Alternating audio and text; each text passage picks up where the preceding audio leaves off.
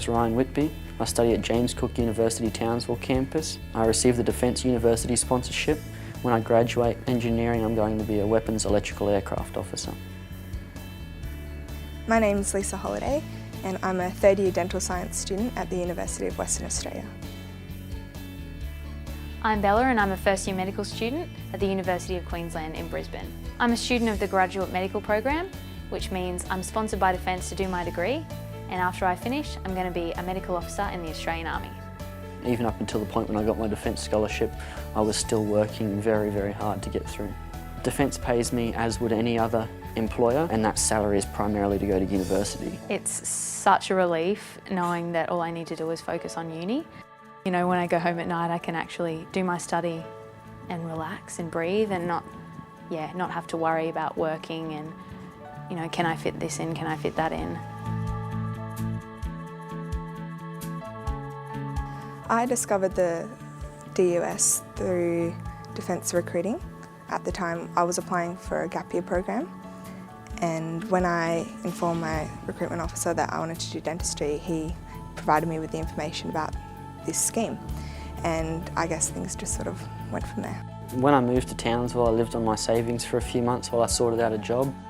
I was going to uni 3.5 days a week. The days that I had off, I worked. So yeah, for the first few months, you know, I, like most people, you know, at uni worked hard to get by. I wanted to be independent, but that meant I had to be working at the same time as doing uni. And uni hours aren't that great to try and work a job around. I went onto my university site for scholarships and sponsorships and things like that, and I saw the Defence Force one, but I didn't realise I could sort of do that at the same time as studying medicine. So I just went onto the Defence recruiting website, found out a little bit more information, and I also spoke to some other med students who I was tutoring with at the time. And then I called up and got everything rolling. The application process for the Defence University sponsorship is pretty much the same as for all the other officer positions, in that you undergo your U-Day, assessment day, and then the officer selection board. From my point of view, I looked into a number of different large businesses and different employers for electrical engineering. For the most part, for a person straight out of university, you've got 2 or 3 different options. One is to head out to the mines and work for a few years, and your other option was to work for one of your specialist electronics companies or electrical manufacturers. You know, I'm just a regular student, you know, pushing my way through engineering, and Defence is the one thing I wanted to do with my degree. The benefits that come with the Defence University sponsorship are almost too good to be true. Outside of the salary, you receive the rest of your help debt paid for, you receive the compulsory textbooks that you need for uni. One advantage of living in a rural area and not going down to Brisbane to study university is that I also get a zone allowance. I get rent assistance, I've got full medical coverage, full dental coverage, I've got the sponsorship and uniform allowance. With the Defence sponsorship, you have support along the way and also job security when you finish, whereas a lot of the other scholarships is just a bulk payment of money. There you go, sort of, you know, do what you want with it. You don't get all the support, which I feel like you get with the Defence sponsorship. So it is a commitment, but, you know, it's definitely worth the commitment. When I finish university, I've got a guaranteed job for 3 years. The brilliant thing about Defence is if I want that job, it's always going to be there for me. You know, I've lived in Brisbane my whole life. I want to go to a uni here, I want to stay here, my family's here, and Defence will pay me to go to the uni of my choice. Upon graduation, I guess it sort of makes me a bit more secure in my mind knowing that I've got a job sitting there waiting for me, and it allows me to plan around that. What excites me about a career in the Defence Force, aside from being in an aviation environment, is I'm going to be meeting lots of new people. I'm going to be living in different parts of Australia, and I'm going to be experiencing things that I wouldn't otherwise get to experience as a civilian dentist. To be deployed, to go into situations that, you know, are out of my comfort zone and experience new things and just learning on the job, I think is going to be really exciting. My job that I've applied for and been accepted into is Weapons Electrical Aircraft Officer. So what that'll mean is that when I finished, I'll work on the weapons systems from an electrical point of view, all the aircraft that the Navy has in active duty at the moment. So yeah, that will mean the guidance systems, all the interactive systems, all those kind of things on the new helicopters that are coming out, on the existing fleet, as well as anything that may be happening in the future. There are options for me to travel if I would like to. With the new LHDs, there are currently capacity for 2 electrical engineers, weapons electrical engineers, to be stationed on each of the 2 ships. From my understanding, the differences between being a dentist in the civilian world and a dentist in the Defence Force is you get to totally focus on patient care and deliver the best treatment for your patient without having to worry about the financial concerns of the patient and dealing with the marketing and business side of things. When you tell people that you want to be a doctor, a lot of the time they say, oh, you're going to earn so much money, but if you're in it just for that, you're not going to have a rewarding career. We want to do it to help people, to give back to our community, and even just being in defence is giving back to your community. And being a doctor in defence, you know, I get the double whammy. So. When I was in Year 10, I started to become really interested in defence, particularly in the Army. My father was in the Navy, so it was interesting that I went straight towards the Army, but I just feel for me the Army suits me better. I like the ground, I like, you know, not particularly too keen on the ocean.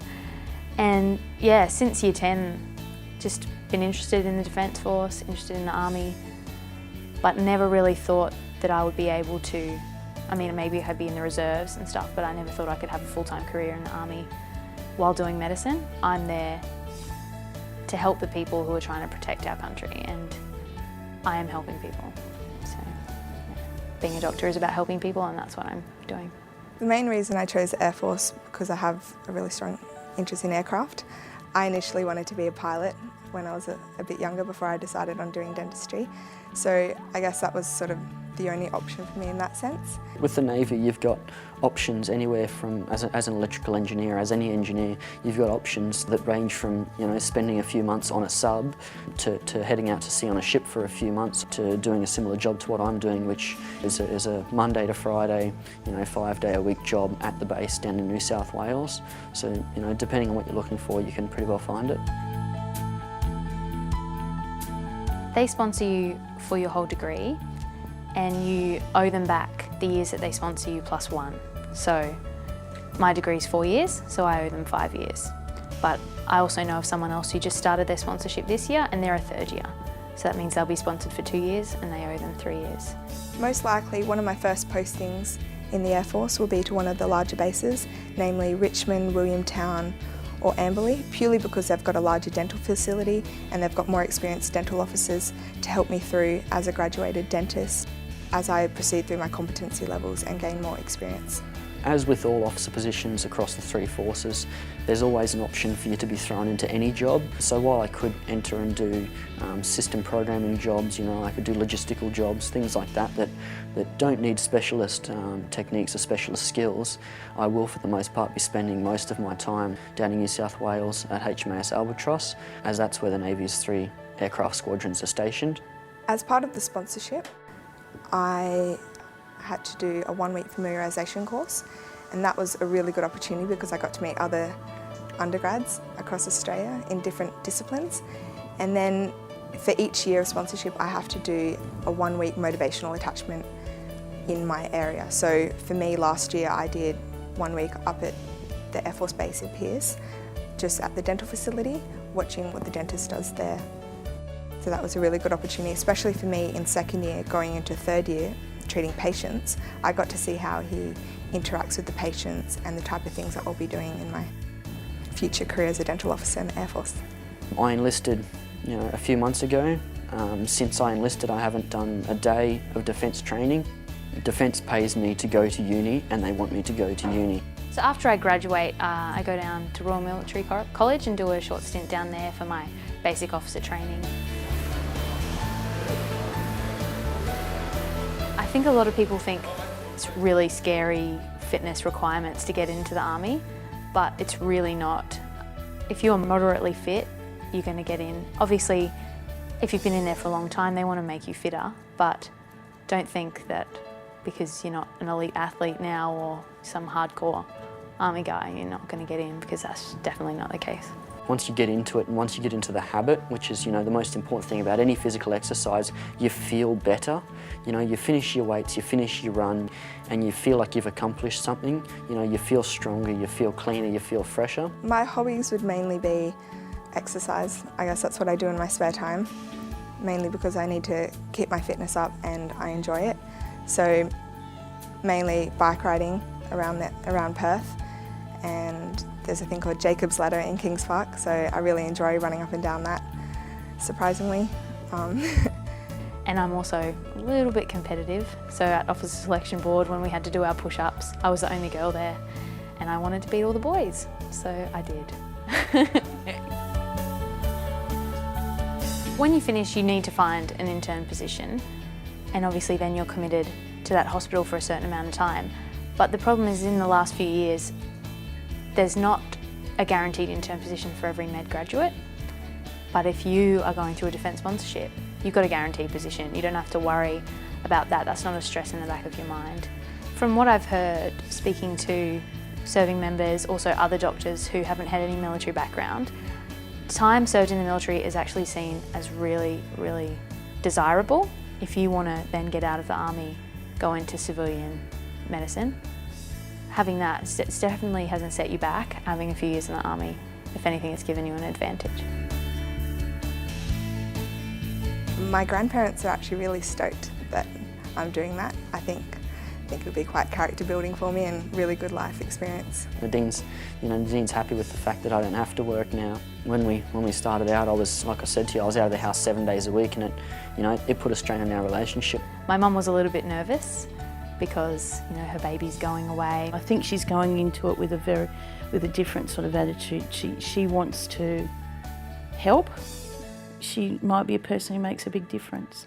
She was very stressed about the more time she spent working, the less time she could spend studying, and that's all she really wanted to do. So now with the sponsorship, she doesn't have to worry about that anymore. She can focus completely on her study. My friends are really intrigued by the fact that I'm receiving this sponsorship. I think the thing that probably gets them most intrigued is the sponsorship itself in terms of the salary I receive. In terms of actually serving in your uniform upon graduation, I'm not too sure how convinced they are, but I think it's really dependent on the individual who's doing it.